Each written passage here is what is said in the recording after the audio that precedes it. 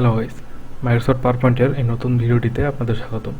এই ভিডিও থেকে আমরা জানতে পারবেন যে একটি পাওয়ার পয়েন্ট স্লাইডের ভেতর বা একটি পাওয়ার পয়েন্ট প্রেজেন্টেশনের ভেতর আপনারা যদি কোনো অবজেক্ট অ্যাড করতে চান, অর্থাৎ অবজেক্টটি যে কোনো রকম হতে পারে, কোনো ফাইল বা কোনো কিছু হতে পারে, তো সেটি কীভাবে আপনারা করতে পারবেন।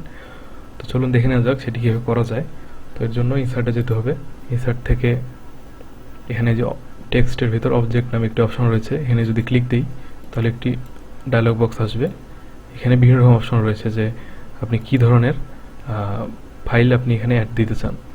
একটি bitmap, Excel sheet, Excel chart, binary worksheet অথবা পাওয়ার পয়েন্টের কোনো স্লাইড ইত্যাদি বিভিন্ন রকম অপশন রয়েছে। আর এখানে যেটি রয়েছে একটি হচ্ছে ক্রিয়েট নিউ, একটি ক্রিয়েট ফ্রম ফাইল। অর্থাৎ ক্রিয়েট নিউতে ক্লিক দিয়ে আপনি যদি কোনো কিছু একটা এখান থেকে অ্যাড করেন তাহলে একটি আপনাকে প্রথমে একটি ওই ফাইলটি অ্যাড করতে হবে, ওই ফাইলটি তৈরি করতে হবে, তারপর সেটি এখানে অটোমেটিকলি অ্যাড হয়ে যাবে। আর আর ক্রিয়েট ফ্রম ফাইল এটি যেটি রয়েছে এটি হচ্ছে যে আপনার আগে থেকে যদি কোনো তৈরি হওয়া কোনো ফাইল থাকে তাহলে আপনারা সেটি এখানে অ্যাড করে দিতে পারবেন। তো আমি এখানে ক্রিয়েট ফ্রম ফাইল এখান থেকে এটি একটি প্রেজেন্টেশন অ্যাড করে দিব। তো চলুন এই প্রেজেন্টেশনটি এখানে অ্যাড করে দিই। এখানে কিছু অপশন রয়েছে, যেমন একটি রয়েছে লিঙ্ক এবং একটি হচ্ছে ডিসপ্লে অ্যাস আইকন। তো লিঙ্ক যদি আমি দিই তাহলে এটি একটি লিঙ্ক বা পাথ হিসাবে এখানে আসবে, যা ক্লিক দিলে কাজ করবে। অথবা ডিসপ্লে অ্যাস আইকন যদি দেই তাহলে এটি একটি আইকন হিসেবে এখানে কোথাও একটি শো করাবে। যদি সেখানে ক্লিক দিই তখন হচ্ছে এই স্লাইডে চলে যাবে।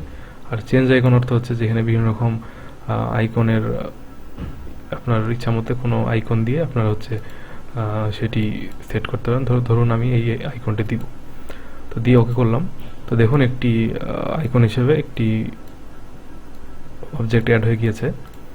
তো এটি হচ্ছে আমার একটি ব্ল্যাঙ্ক স্লাইড।